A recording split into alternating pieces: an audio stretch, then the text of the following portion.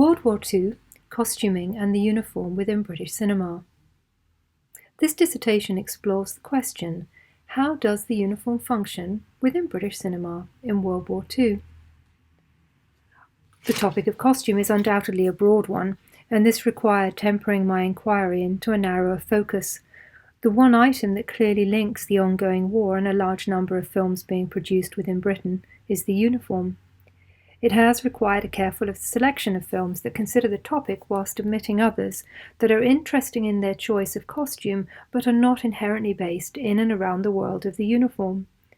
It is here that I am interested in the collusion between the different elements of research and will draw on scholarship from film theorists, costume, fashion and war historians to explore costume in British film made during World War II and to ascertain if a study of uniform has been considered significant. In Chapter 1 I am focusing on the women's experience of war and will be analysing The Gentle Sex, made in 1943 and directed by Leslie Howard. The film follows 7 women as they embark on military service. Lucy Adlington argues that uniform, not fashion, gave a sense of identity and a loss of individuality a greater cause, which I am considering as I make this inquiry. To help with this investigation I am focusing on the work by film scholars Stella Brusi and Jonathan Ferrers.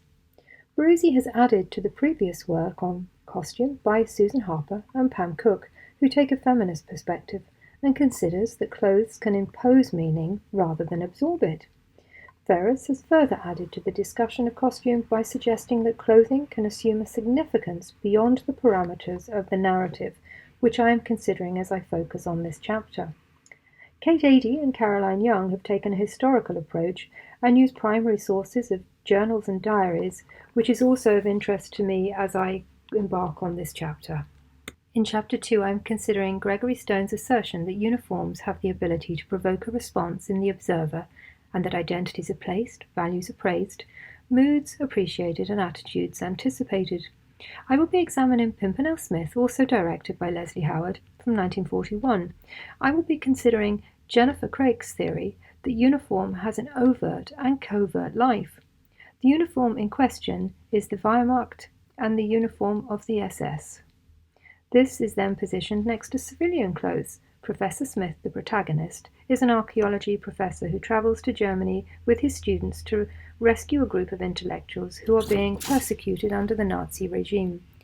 Jonathan Ferrers' work here is also of interest in unravelling the ways that uniform is presented and how it reflects on other costumes within the frame.